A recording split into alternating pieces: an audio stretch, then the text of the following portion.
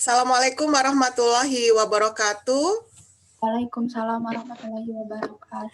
Alhamdulillah kita bisa ketemu di pagi yang rada-rada mendung ini, ya kan? Pagi banget ya, jam 7 lebih, hebat kalian ya. Oke, Lucy ya, kayak mau sekolah ya Lucy ya, hebat. Ya. Terima kasih Lucy, Miftah yang selalu setia, Nina, Maisal, Herni, Tiara, dan kita nanti tunggu yang lainnya juga.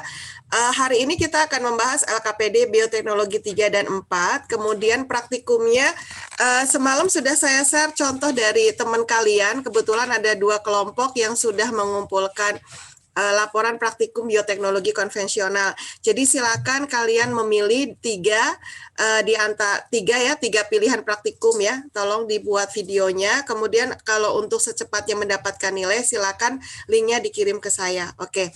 Hari ini kita mulai dengan bacaan basmalah bersama-sama. Bismillahirrahmanirrahim.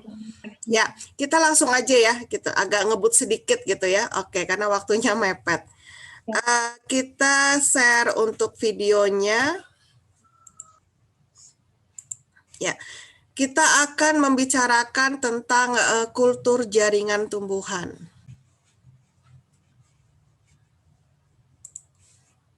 Sebentar, kultur jaringan tumbuhan bioteknologi modern yang akan kita bicarakan hari ini adalah kultur jaringan tumbuhan. Kemudian ada cloning ya. Kultur jaringan tumbuhan. Nah ini ya, nanti bilang ya kalau nggak ada suaranya.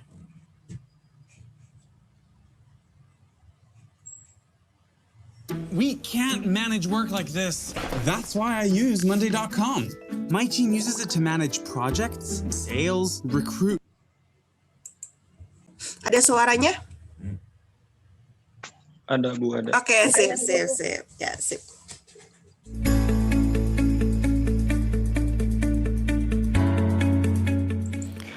Hai, Assalamualaikum warahmatullahi wabarakatuh. Ketemu lagi dengan saya, Weti Duyuningsih. Kali ini kita masih membahas bab bioteknologi kelas 12, yaitu pada materi bioteknologi modern, kultur jaringan tumbuhan. Oke, disimak baik-baik ya. Yang akan kita bahas kali ini adalah kultur jaringan tumbuhan. Apa itu kultur jaringan tumbuhan? Kultur jaringan tumbuhan merupakan teknik perbanyakan tanaman secara vegetatif tidak kawin, buatan yang didasarkan pada sifat totipotensi atau regenerasi sangat tinggi pada tumbuhan. Nah, bila kalian pernah melihat ada botol yang di dalamnya ada tanaman, itu adalah produk dari kultur jaringan tumbuhan. Sel tumbuhan mempunyai organel plasmodesmata yang terdapat pada dinding sel yang berfungsi untuk totipotensi, artinya mempunyai daya regenerasi sangat tinggi.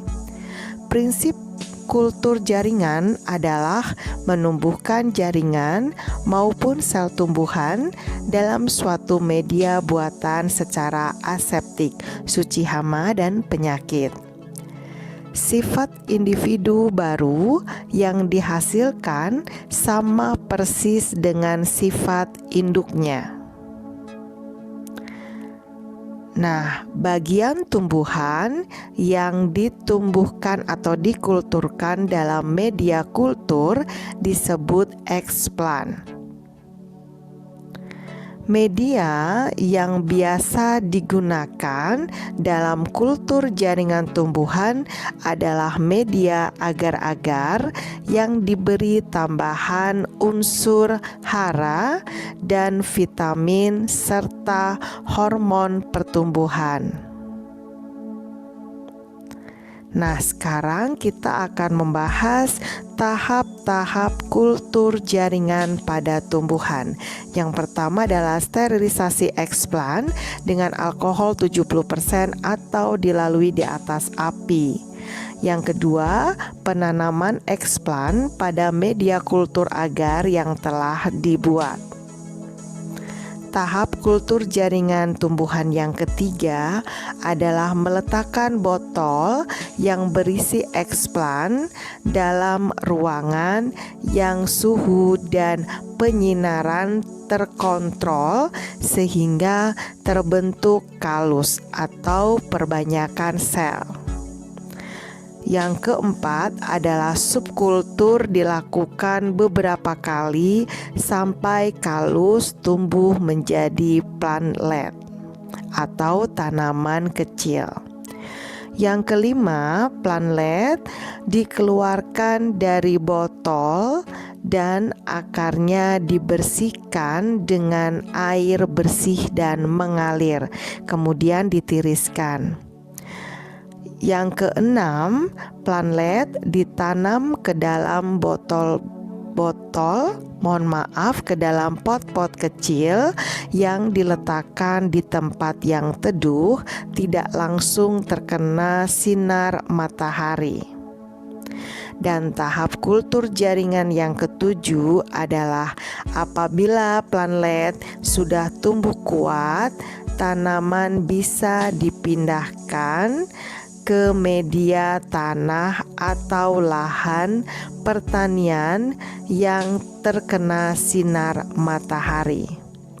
Nah, ini adalah gambar dari proses kultur jaringan tumbuhan, di mana eksplan adalah bagian dari tubuh tumbuhan, dipotong-potong kemudian disterilkan dengan alkohol 70% atau dilalui di atas api, kemudian ditaruh di media agar-agar yang sudah dicampur dengan hormon tumbuh atau nutrisi tubuh, kemudian akan menjadi kalus atau perbanyakan sel menjadi plantlet dan kemudian dibuka dari botolnya.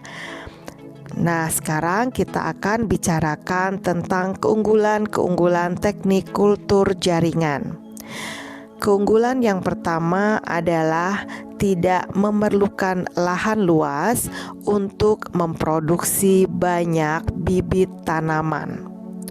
Keunggulan teknik kultur jaringan tumbuhan yang kedua adalah menghasilkan bibit tanaman yang sifatnya identik dengan sifat induknya. Keunggulan teknik kultur jaringan yang ketiga adalah menghasilkan bibit tanaman dalam jumlah banyak dan dalam waktu yang singkat. Nah, demikian tadi materi tentang kultur jaringan tumbuhan. Selanjutnya kita akan membicarakan bioteknologi modern, yaitu cloning. Jangan lupa like dan subscribe ya.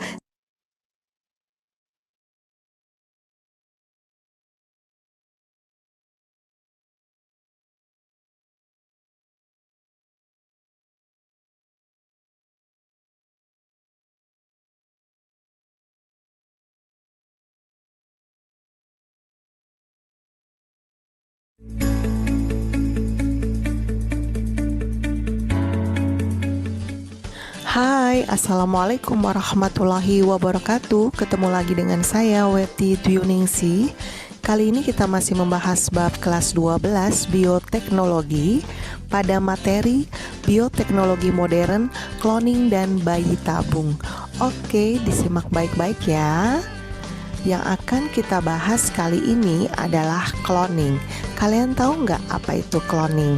Cloning atau transplantasi atau pencangkokan nukleus atau inti sel digunakan untuk menghasilkan individu yang secara genetis sama persis dengan induknya.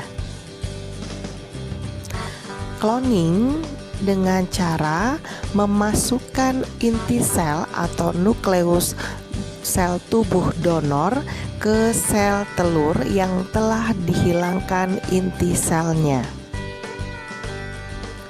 Sel telur atau ovum tersebut diberi kejutan listrik atau zat kimia untuk memacu pembelahan sel.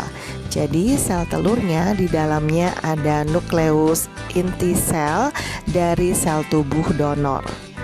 Ketika klon embrio telah mencapai tahap yang sesuai, embrio dimasukkan ke rahim hewan betina lainnya yang sejenis. Hewan tersebut akan mengandung embrio yang ditanamkan dan akan melahirkan anak hasil cloning. Nah, kalau kalian melihat gambar di sini contohnya adalah domba Dolly.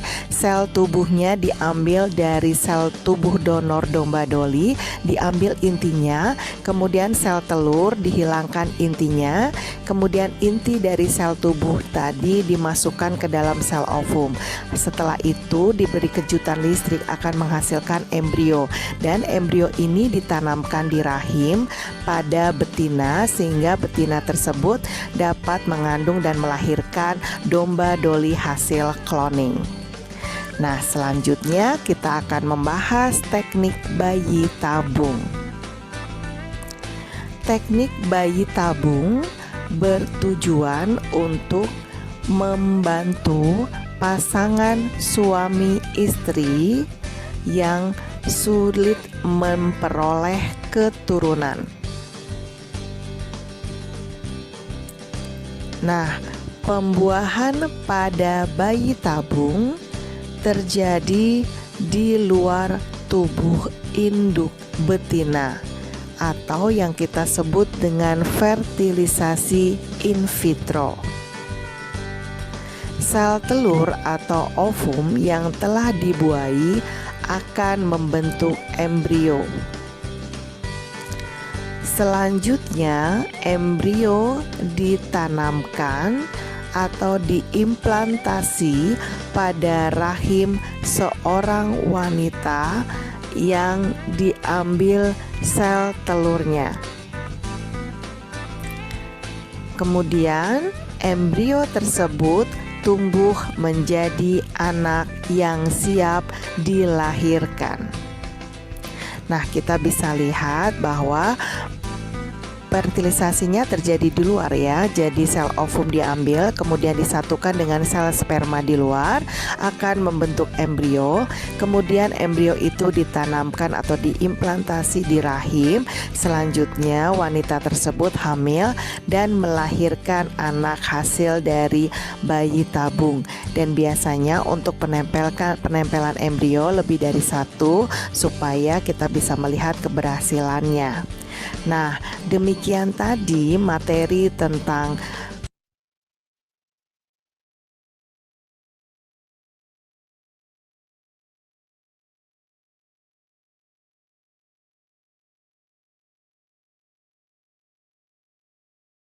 Ya, kita sudah nonton 2 video, kita langsung share LKPD-nya. Alhamdulillah udah 9 ya. Ada Siti Anissa sama Reza, Wina, Herni. Share LKPD-nya.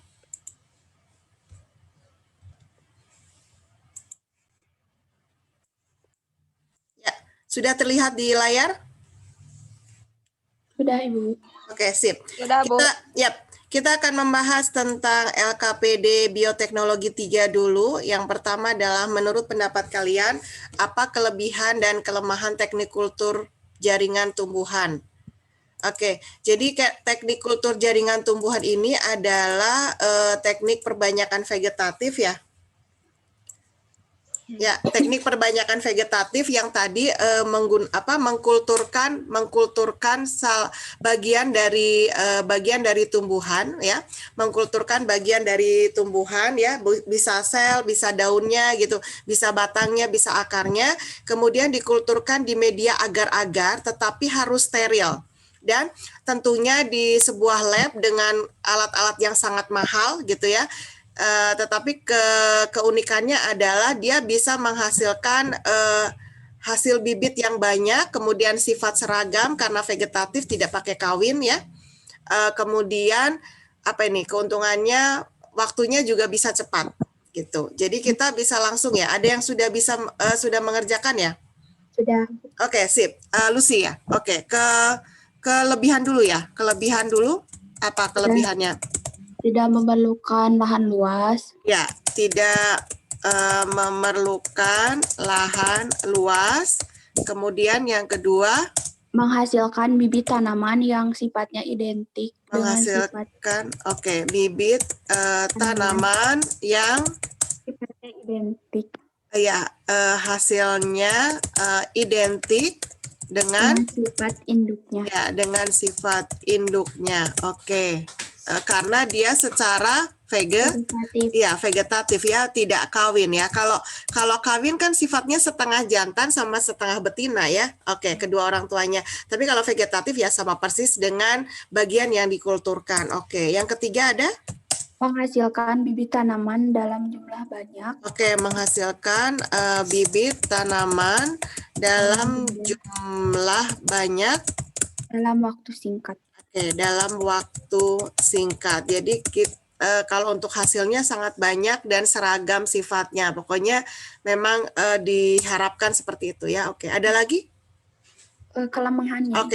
Kelemahan. Kelemahan dari KJT. KJT adalah satu, membutuhkan biaya yang sangat mahal. Ya, karena alatnya mahal ya, membutuhkan biaya sangat mahal. Yang kedua, tidak ada keragaman genetik. Ya, tidak ada keragaman genetik ya, karena tidak pakai kawin ya. Terus yang ketiga ada? Tidak menghasilkan varietas baru. Ya, tidak menghasilkan varietas baru ya, karena memang sifatnya identik semua dengan bagian yang dikulturkan ya. Jadi nggak ada sifat baru. Ada yang lain? Sudah?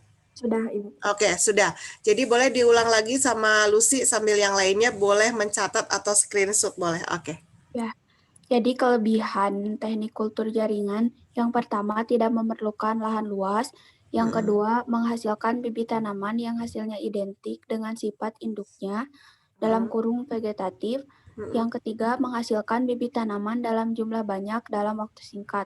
Untuk kelemahannya, 1. Membutuhkan biaya sangat mahal. 2. Tidak ada keragaman genetik. Dan 3. Tidak menghasilkan varietas baru. Thank you banget Lucy. Saya tambahkan untuk nanti Jumat depan kita insya Allah ada kuisis bioteknologi ya. Dan biasanya kalau di ulangan atau di kuisis atau nanti di ujian sekolah, saya suka banget dengan soal KJT ini ya. Boleh kalian hafalkan. Saya tambahkan di sini bagian yang dikulturkan ya. Bagian yang dikulturkan itu namanya adalah namanya explant. Dihafalin aja ya, explant. Jadi misalnya kalian ingin mengkulturkan daun. Jadi daun itu yang dijadikan sebagai explant. Daunnya itu dipotong-potong, kemudian kita pakai medianya media agar-agar. Bikin agar-agarnya kayak kita bikin agar-agar biasa, cuman nggak dikasih gula, tetapi dikasih media tumbuh. Gitu. Ya, kemudian si explant ini, si daun tadi yang setelah dipotong-potong itu ditaruh di atas agar-agar itu ya, tentunya di sebuah lab ya, harus steril. Nah, kemudian setelah seminggu ya atau beberapa hari, explant yang berupa daun ini, daun itu warnanya apa? Daun warnanya apa?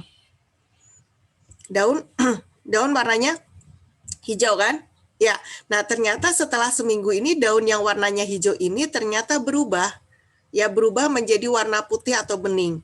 Jadi setelah jadi explant maka dia akan berubah menjadi kalus namanya. Kalus itu adalah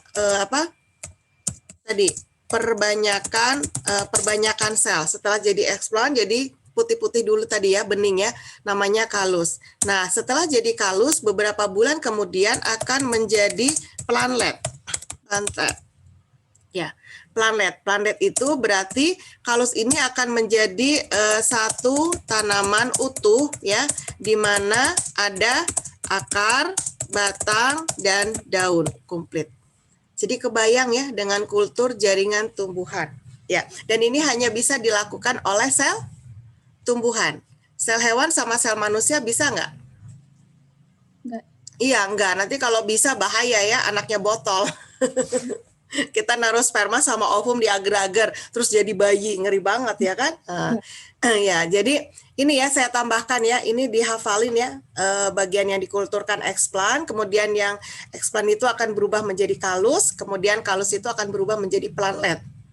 Ya, tanaman yang utuh. Oke, saya pause ya, sudah ya. Oke. Ya, nomor 2 mau siapa? Cloning. Tadi lihat di video, cloning itu adalah, nah kalau di hewan sama manusia itu cloning. Oke, tadi kan di video itu digambarkan mengcloning domba Dolly ya, domba Dolly ya. Oke, boleh Michelle, tahu Michelle? Cloning? Halo, Michelle? Ya, cloning itu apa? Cloning? Ya, teknik ya. Cloning? pencangkokan Oh ya, pencangkokan sel yang digunakan untuk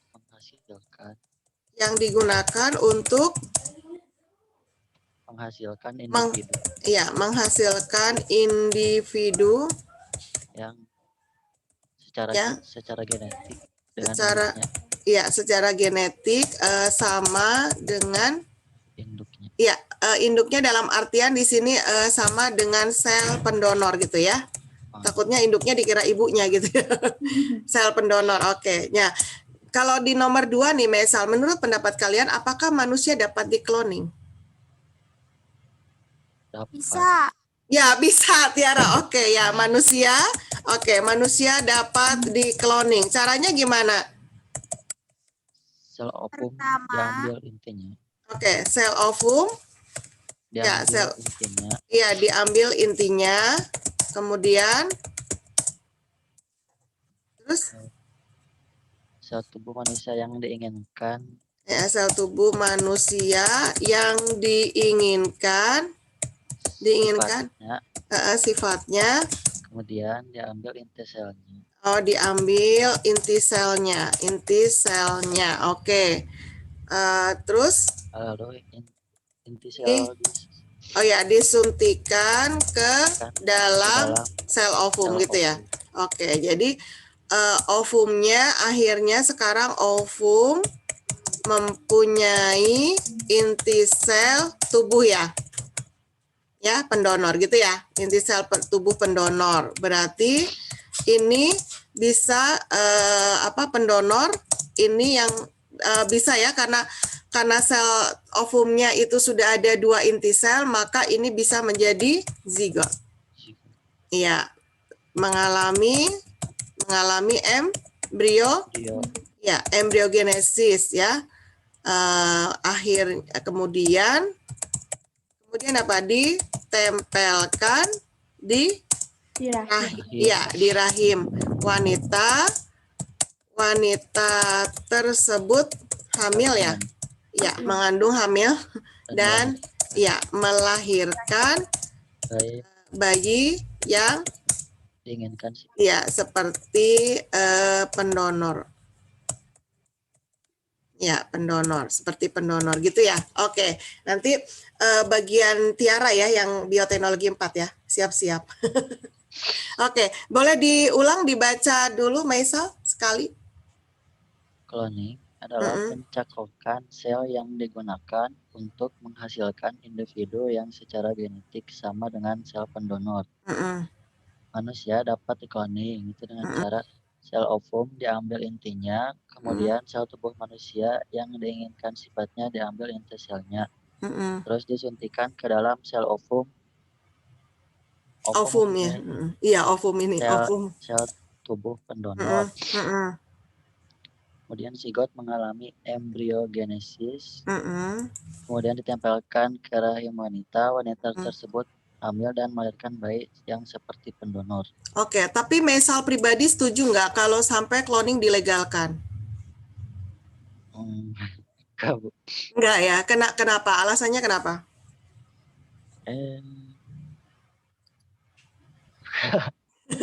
Gimana? Iya, tidak manusiawi, betul. Nanti Maisal tidak dibutuhkan sepertinya ya. Laki-laki nggak usah dibutuhin ya, benar ya Lucy ya?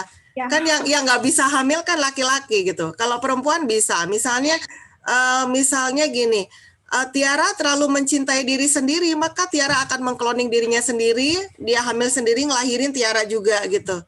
Ngeri banget gak? Nanti muncullah tiara 2, tiara 3 sampai tiara 10 gitu kan? Ngeri ya. Jadi nanti lama-kelamaan perkawinan, pernikahan itu tidak diperlukan gitu. Mengerikan, mudah-mudahan enggak ya. Oke, nah sekarang apakah ada manusia di cloning? Katanya sudah ada dan sedang diteliti. Misalnya gini, tadi misalnya kita mengkloning Tiara gitu ya. Tiara mungkin aslinya dia berusia 100 tahun. Apakah hasil kloningannya juga 100 tahun gitu. Jadi itu sedang diteliti ya. Mengerikan sekali ya. Ya, sudah ya. Oke, saya tutup ya. Oke, bioteknologi 3 beres ya, refleksinya tinggal diisi. Oke, saya stop share, kita langsung melihat video yang bioteknologi 4.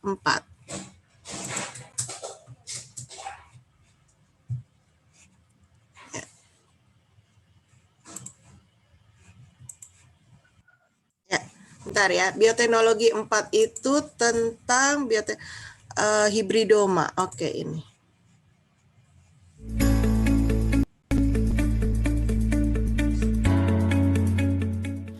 Hai, Assalamualaikum warahmatullahi wabarakatuh. Ketemu lagi dengan saya, Weti Dwiuningsih. Kali ini kita masih membahas bab kelas 12 bioteknologi, yaitu pada materi bioteknologi modern, hibridoma, dan teknik plasmid. Oke, disimak baik-baik ya.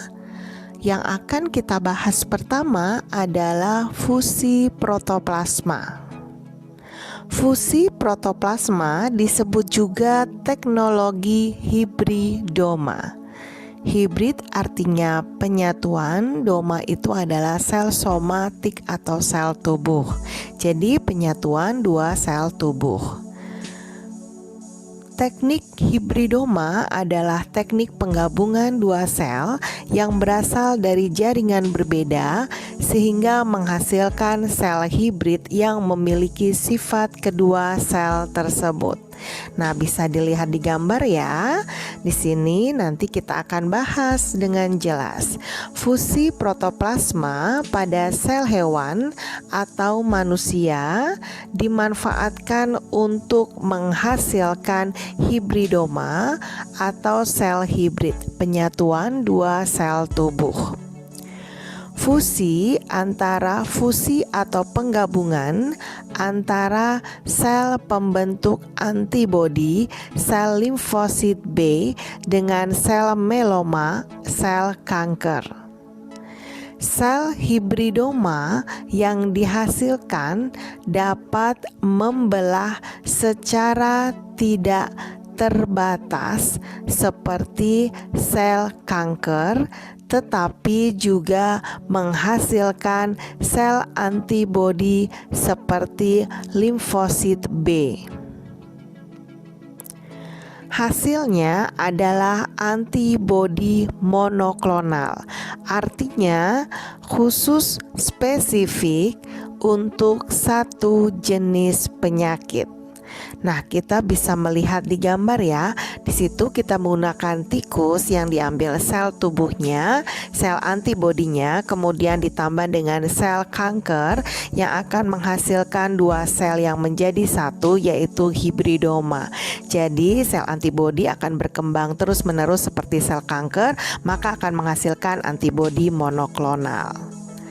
Nah, sekarang kita akan bahas teknologi plasmid. Apa itu plasmid?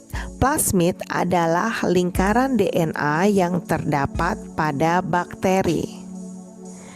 Alasan plasmid dijadikan sebagai vektor DNA atau pembawa gen karena plasmid bisa berpindah dari satu bakteri ke bakteri yang lain. Yang kedua, karena plasmid dapat berkembang biak ikut pembelahan induknya atau pembelahan bakteri. Contoh aplikasi penggunaan teknologi plasmid yang telah dikembangkan adalah pembuatan atau produksi insulin secara besar-besaran. Hormon insulin yang dihasilkan oleh Pulau Langerhans atau pankreas yang berfungsi untuk mengubah glukosa darah menjadi glikogen atau gula otot, sehingga bila orang kekurangan hormon insulin akan mengakibatkan diabetes mellitus. Nah, ini pembuatannya menggunakan teknik rekombinasi DNA. Teknik plasmid pembuatan insulin. Nah, bisa kita lihat bahwa di sini ada sel Pulau Langerhans atau sel pankreas kita ambil, kemudian kita memotong DNA insulin dengan menggunakan enzim endonuklease restriksi atau enzim yang dijadikan sebagai gunting DNA. Kemudian menempelkan DNA insulin ke DNA plasmid dengan menggunakan enzim ligase atau kita sebut sebagai lem DNA, sama-sama depannya L ya, ligase lem. Gen manusia dan plasmid yang telah menyatu membentuk lingkaran plasmid ini disebut khimera atau DNA rekombinan. Selanjutnya, khimera dimasukkan ke dalam bakteri Escherichia coli atau dikenal dengan E. coli dan ikut berkembang biak, terjadi pembelahan ya, sehingga dihasilkan banyak plasmid. Nah, selanjutnya hormon insulin siap dipanen. Oke, demikian tadi.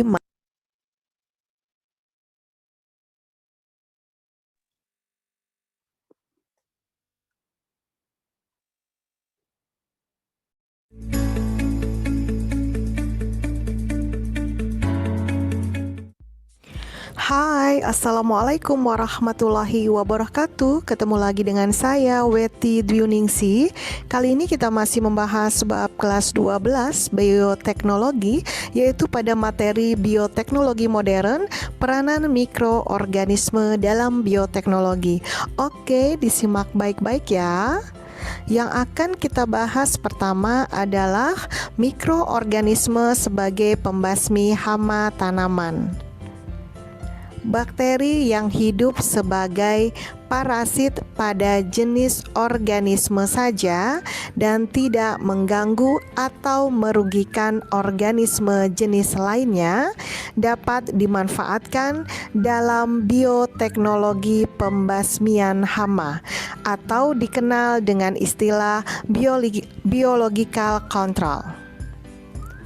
Contohnya adalah bakteri hasil rekayasa genetika yang disebut sebagai bakteri Minimus, merupakan keturunan dari Pseudomonas. Bakteri ini dapat melawan pembentukan es selama musim dingin. Contoh yang lain adalah bakteri Bacillus thuringiensis atau yang dikenal dengan BT yang patogen terhadap ulat hama tanaman. Jadi kita bisa melihat bahwa bakteri ini akan ditanamkan di tanaman, kemudian ulatnya akan makan dan ulatnya tersebut akan mati dengan sendirinya. Selanjutnya kita akan membahas peranan mikroorganisme dalam mengatasi pencemaran. Penanganan limbah oleh mikroorganisme yang mampu menghasilkan gas hidrogen. Mikroba tersebut adalah Clostridium buthyrium. Nah, ini adalah gambar dari Clostridium buthyrium. Bakteri ini akan mencerna dan menguraikan gula serta menghasilkan gas hidrogen. Gas ini dapat digunakan sebagai bahan bakar yang tidak menimbulkan polusi. Nah, selanjutnya kita akan membahas mikroorganisme sebagai pemisah logam dari bijinya. Bakteri Thiobacillus ferrooxidans mengoksidasi senyawa besi belerang atau besi sulfida. Nah, ini adalah bakteri Thiobacillus ferrooxidans. Bakteri ini termasuk jenis bakteri hemolitotrop atau bakteri pemakan batuan. Bakteri Thiobacillus juga dapat digunakan untuk memperoleh logam berkualitas tinggi seperti emas, gallium, mangan, kadmium, nikel, dan uranium. Oke, demikian tadi materi tentang peranan mikroorganisme dalam bio. Oke, alhamdulillah kita sudah melihat 2 video di LKPD Bioteknologi 4. Saya share screen LKPD-nya. Ya. Sudah terlihat ya di layar ya LKPD 4. Ya. Sudah ya? Oke. Nomor 1 mau jawab Tiara? Boleh, Bu. Oke, sip. Nomor 1. Silakan. Ceritakan kembali hibridoma yang menghasilkan antibodi monoklonal. Oke. Yuk. Pertama, Ya, bentar. Bentar. Ini, biar sekalian dicatat ya. Oke, pertama. Oh, ininya judulnya apa? Hibridoma ya? Hibridoma. Hibridoma itu apa dulu? Hibridoma. Ya. Hibridoma. Ya, hibridoma atau mau langsung prosesnya? hibridoma. Iya, hibridoma Langsung ada. proses. Oh, langsung prosesnya, boleh. Prosesnya. Ya, pertama. Tikus diambil sel antibodi tubuhnya. Oke, tikus diambil sel antibodi. Ya, sel antibodi ini sel tubuhnya, sel tubuh. Oke. Terus Lalu ditambahkan sel kanker. lalu ditambahkan sel kanker. Ya. Sel kanker. Ini juga sel tubuh ya, sel kankernya juga merupakan sel tubuh. Kemudian Kedua, menghasilkan 2 sel somatik. ya, kemudian menghasilkan menghasilkan 2 sel somatik 2 sel somatik menjadi 1 menjadi 1 atau hibridoma. Oke, disebut hibridoma. Oke, hibridoma. Terus Lalu sel antibodinya akan berkembang seperti sel kanker. Oh ya, seperti sel kanker dan menghasilkan antibodi dan menghasilkan antibodi monoklonal. Oke, antibodi monoklonal. Artinya apa ini mono? Iya, betul ya. Antibodi yang digunakan spesifik satu jenis penyakit. Oke. Ya, sip. Berarti sudah ada pengertiannya, sudah ada tahap-tahapnya. Boleh diulang, Tiara? Boleh, Bu. Yap. Pertama, tikus diambil sel antibodi atau sel tubuh, lalu ditambahkan sel kanker atau sel tubuh, kemudian menghasilkan 2 sel somatik menjadi 1 disebut hibridoma. Lalu sel antibodinya akan berkembang seperti sel kanker dan menghasilkan antibodi monoklonal, antibodi yang digunakan spesifik 1 jenis penyakit. Oke, sip semuanya ya. Keren banget Tiara, thank you, saya post. Ya, silakan mau dicatat atau di screenshot. Nomor 2 bagian siapa nih? Nomor 2 yang belum ngomong, hayu. Pujianti, Reza, Siti Anissa, Wina. Wina ada? Ada, Ibu. Oke, sip. Wina nomor 2 boleh ya? Yap. Penderita diabetes mellitus sangat membutuhkan insulin sehingga dibuatlah suntikan insulin. Cara membuat insulin dengan cara teknik plasmid, bagaimana prosesnya? Oke, dimulai dari mana? So, silakan Wina. 1. Memotong DNA insulin. Oh, berarti langsung ya, teknik plasmid ya. Teknik plasmid ya. Oke, 1. Memotong DNA insulin. Dengan enzim endonuklease. Oke, dengan enzim endonuklease restriksi. Oke. Sebagai gunting DNA. Oke, sip. Terus 2. Menempelkan DNA insulin. Menempelkan DNA insulin. Ke DNA plasmid atau lingkaran DNA. Oke, ke DNA plasmid atau lingkaran DNA. Dengan enzim ligase. Oke, dengan enzim ligase atau lem DNA. Oke, terus Gen manusia dan plasmid yang telah menyatu. Gen manusia dan plasmid yang telah menyatu Akan membentuk lingkaran plasmid yang disebut dengan himera. Oke, akan membentuk lingkaran plasmid yang disebut himera ya. Himera. Oke, ada lagi? Kemudian himera dimasukkan ke dalam bakteri E. Kemudian coli himera dimasukkan ke dalam bakteri E. coli. dan ikut berkembang biak sehingga dihasilkan banyak plasmid. Oke, dan ikut berkembang biak sehingga dihasilkan banyak plasmid. Oke, terus? Hormon insulin siap dipanen. Oh iya, hormon insulin ya. Hormon insulin siap dipanen. Oke, jadi kebayang ya, kita memang sekarang membicarakan tentang imajinasi.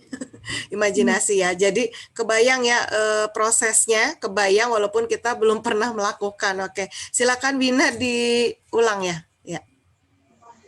Teknik plasmid. 1. Memotong DNA insulin dengan enzim endonuklease restriksi sebagai gunting DNA. 2. Menempelkan DNA insulin ke DNA plasmid atau lingkaran DNA dengan menggunakan enzim ligase atau lem DNA. 3. Gen manusia dan plasmid yang telah menyatu akan membentuk lingkaran plasmid yang disebut dengan himera atau DNA rekombinasi. Kemudian, himera dimasukkan ke dalam bakteri Escherichia coli atau E. coli dan berkembang biak sehingga dihasilkan banyak plasmid. Dan hormon insulin siap dipanen. Oke, jadi kalau dari info ini, maka kalian paham ya bahwa suntik insulin itu mahal ya. Jadi suntikannya itu setelah hormonnya sudah dipanen, maka dimasukkan ke dalam ini kayak pulpen ya, sejenis pulpen. Kemudian pulpennya itu untuk suntik ya. Jadi kayak pulpen ada dicetak-cetak gitu. Nah gitu ya. Jadi kebayang ya, setiap orang kena diabetes mellitus yang sudah tidak mempunyai yang sudah tidak bisa menghasilkan insulin, maka dia butuh insulin atau suntik insulin setiap saat. Gitu. Makanya kita cukup bersyukur ya. Oke. Nah, ini saya post, sudah di screenshot semuanya? Sudah, oke. Ya, kita post satu lagi nih bagian. Miftah ada? Miftah? Tadi Ibu, Miftah. Katanya Miftah teh izin maaf Ibu, katanya kuotanya. Oh, gitu. Jadi patah-patah karena belum beli kuota. Oh gitu ya, ampun, pantas biasanya komen dia ya, tapi kok diam aja sekarang, tenang gitu. Biasanya bawel kan. Iya, biasanya bawel, makanya kok nggak ada. Pujianti atau Reza, Siti Anissa, ayo. Siapa yang bersuara? Silakan. Siapa? Diam semua nih. Reza? Iya, Reza. Reza, nomor 3, Za, ada cuman di ini nih, cuman ngelihat gambar doang. Coba kalian ceritakan ulang bagaimana proses BT bisa membuat ulat mati. Ya ceritain ini aja, pakai bahasa sendiri gitu. Jadi nggak usah pakai teori gitu, bisa kok. Ya, bisa ya. Oke, kita bareng-bareng yuk, Za. B itu bacillus yang Iya, bacillus itu, iya. doang, Bu. Iya. Bacain doang. Iya. Ini apa gambar ini kamu apa pakai kata-katamu sendiri gitu. Jadi bakteri apa? Bakteri? Bacillus thuringiensis. Ya. Bakteri thuringiensis. Tenang aja, nanti soalnya pilihan ganda kok. Nyantai aja, nggak ada isai. Ya, thuringiensis atau kita sebut dengan BT. Pokoknya ngapalinnya BT. Terus BT gen is instead in crowd. Bu apa? Oh ya, jadi dia bacillus ini dimasukkan. Bukan dimasukkan ya, kayak dimasukkan makanya disisipkan kemana? Ke tanaman apa ini? Jagung. Oke, tanaman jagung. Nah, gitu. Jadi BT disisipkan ke tanaman jagung. Kemudian menjadi tanaman anti hama, gitu kan? Nah, terus ini ngapain nih ini apa? Si ulat. Ulat bawa garpu sama sendok. Iya, ulat mencoba memakan atau menyerang tanaman jagung. Tapi apa yang terjadi pada ulat? Mati. Iya, mati. Jadi menyebabkan ulat mencoba memakan tanaman jagung, tetapi ulat mati gitu ya, malah mati gitu ya, karena apa ini? Karena tanaman jagung tersebut ada apa? Ada bakteri apa? BT gitu ya, sebagai biological apa? Kontrol ya. Kontrol. Oke. Jadi ya biopestisida. Jadi kita nggak perlu bunuhin ulat satu-satu ya atau nyemprot gitu, tidak. Tapi justru kita bikin racun buat ulatnya tersebut dengan cara menyisipkan bakteri BT ini. Jelas ya? Oke. Jadi kalau ke manusia bahaya nggak? Nggak. Ke manusia nggak apa-apa, nggak bahaya gitu ya, jelas ya. Oke, nah bisa kan gitu Reza kan. Nah sekarang udah beres dong nomor 3. Oke, saya post, boleh di screenshot, boleh? Sudah selesai, sudah semua? Oke, sudah, berarti tinggal diisi refleksinya. Kita stop share. Oke, alhamdulillah. Oke, tepat waktu 6 menit lagi. Oke, alhamdulillah. Terima kasih ya kerjasamanya. Sebenarnya saya nggak masalah sih yang ikut Zoom dikit gitu ya, tetapi berkualitas gitu ya, semua bisa menjawab, semua ngomong gitu ya, dan semua mengerti, alhamdulillah. Oke, untuk pertemuan hari Jumat depan, insya Allah kita kuisis bioteknologi, sekalian kita akan membahas nge-Zoom pembahasan soal-soal ujian sekolah. Jadi kemungkinan soal-soal yang nanti akan keluar di ujian sekolah. Maka yang ikut nge-Zoom, kalau misalnya nanti, ujian sekolahnya sudah ditetapkan insya Allah tanggal 22 Maret. 22, Ibu. 22 Maret ya. Semua mata pelajaran ya, semua mata pelajaran mungkin kecuali saya nggak ngerti kemarin kalau nggak salah, ada yang pakai praktek seperti seni budaya, PJOK, sama PAI kalau nggak salah. Atau kalau misalnya kalian menanyakan biologi, saya menggunakan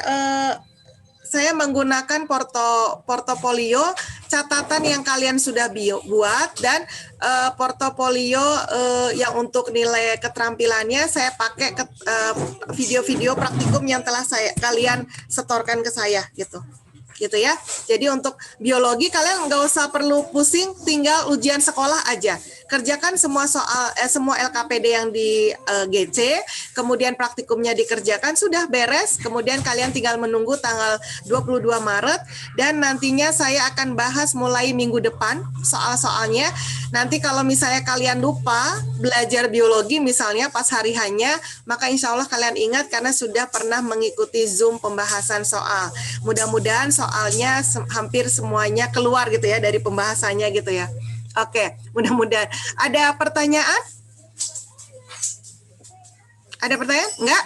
Ya, Bu. Oke, enggak. Berarti ingat ya, kerjasama itu bukan pas ujian, tetapi kerjasama dalam menjelang ujian. Jadi kalian boleh menggunakan kelompok-kelompok untuk mengerjakan LKPD secara bersama-sama, mengerjakan praktikum atau belajar bersama, gitu ya.